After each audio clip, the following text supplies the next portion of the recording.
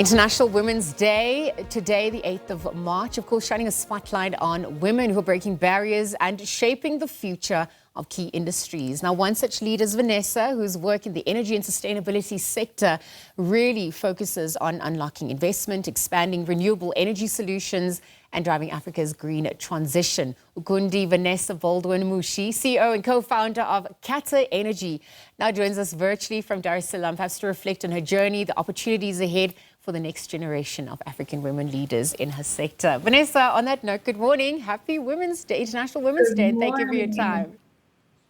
Good morning, Lizzle. Thank you for having me. Happy Women's Day. Thank you so much, Vanessa. And to all the women around the world, happy International Women's Day. Well, you're flying the flag for women out there, for the continent and the world at large. So let's chat about your beginning, your journey. What first inspired your interest in energy and infrastructure development on the continent? I mean, to date, you've worked across Africa, across Europe, across Asia. These global experiences have really shaped the way you've approached Africa's energy transition today. And I think what makes it different is that my journey into energy and infrastructure finance did not necessarily begin in a boardroom. It began with the realities that women, children, communities face on a day-to-day. I remember growing up and we would have the lack of electricity that would go on for 2-3 days, and we wouldn't quite understand what that meant and how that affects things.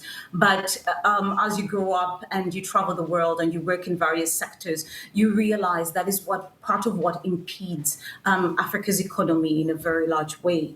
One of the things that we don't see, and sometimes it's not mentioned, is the catalytic factor that is energy. It cuts across everything from industry to healthcare to day-to-day life. So it is quite transformational to be able to be at the center of this and be, contribute my little part in that change. Well, I mean, leadership, resilience, key components then that had to be fostered. But even operating within energy and infrastructure sector, still largely male-dominated. Talk to us a little bit more about a woman leading in that space, the challenges that you've had to overcome, but also with your vision and purpose, what keeps you motivated? I'll tell you, one of the best things about being in this space, much as it's truly male dominated, but it's also the women that came before us, the women who have paved the way, that have made it possible for us to do this, to be able to start funds and for capital mobilization in the infrastructure space, to be able to push for energy companies. The women that have come before us have truly made a difference. I would want to pay an ode to Dr. Nadas Bekele Thomas, CEO of Aldenepad. You have Dr. Tawela Nirendra, who has been fantastic. She's the AAP Secretariat of Africa EU, basically, and she has been instrumental in looking around the room and always counting the number of women in the room with her. Such kind of inclusive leadership is truly inspiring. And I think there's so many other women in so many other sectors that show us that it's possible. And them paving the way, I hope to open doors for women in this sector, in other sectors. So we're not just carrying us, but we're carrying the next generation of women who will be transformative to Africa's economy. And Vanessa, speaking of that, particularly because you're paying homage to those who've opened the door and perhaps whose shoulders we also stand on. I mean, you're involved in various projects and, you're obviously trying to assert agency for young African women who want to enter these spaces like energy and engineering as well. Perhaps you can tell us a little bit more about women, the different perspectives as well that we bring to sustainability, to energy development, how that's translated into some of the projects, the renewable energy and decentralized power projects that you're looking at. I think one of my favorite authors and probably mentors, God rest his soul, but was Wangari Maathai. And in her biography, she said it's the little things citizens do that makes the difference, right? So women in this space are the first, I believe women are the first environmentalists, is also what she said. And to be able to face that on a day-to-day basis, we look at it long-term, because when it comes to the aspect of clean cooking, we are the ones who face and see the impact of that. When it comes to the aspect of global warming, it's women who usually are at the forefront of these places. So our thinking is beyond just the boardroom. We actually are in touch with the community. And that's why it was a bit different in the way we approached the energy sector and infrastructure finance at CATA Energy. When we were looking at this, we were not looking at this from from just a global perspective and economic numbers. We were looking at it from an impact standpoint. And I think the women in the room with me, one of the things that we said is that whatever we do, it should be able to trickle back to the community. So we always say 600 million people have a lack of electricity in Africa and so forth and so on. But when you really think about it, this represents, especially for Africa, that is 43% of Africa's population that is off the grid, 80% of the global population that lives off the grid.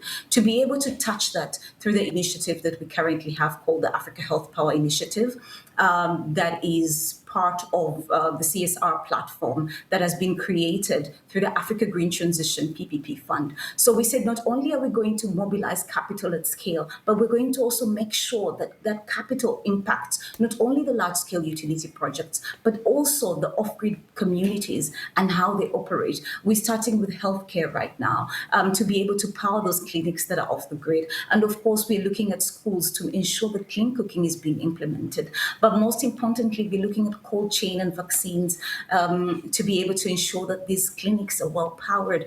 And this is essential to be able to pair infrastructure with community and health.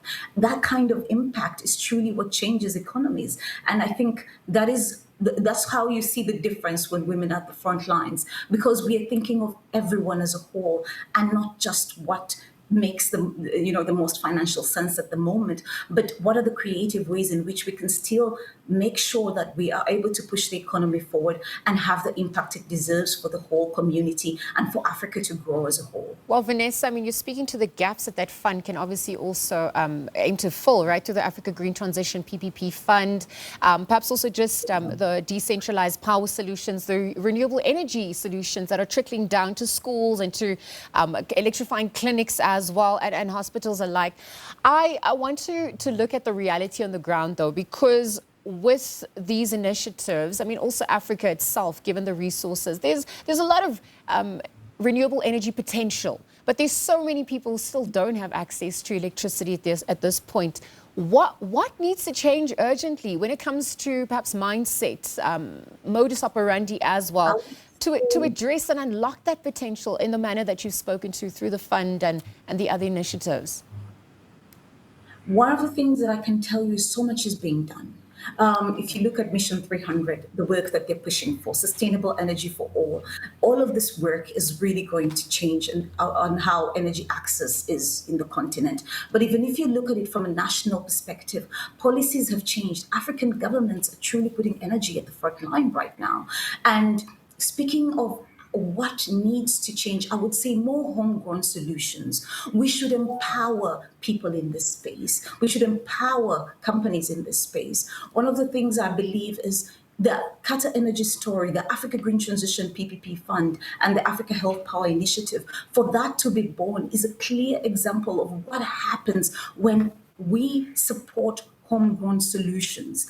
And it doesn't have to be the biggest company. It always has to be given a chance to be able to stand behind, the bold ideas that it's creating and to get the support that it needs from the various institutions and governments. So through the partnership that we have with AUDA NEPAD, the African Union Development Agency, to establish the Africa Green Transition PPP Fund, we signed our MOU on 28th October 2026 at the Luanda Finance Summit.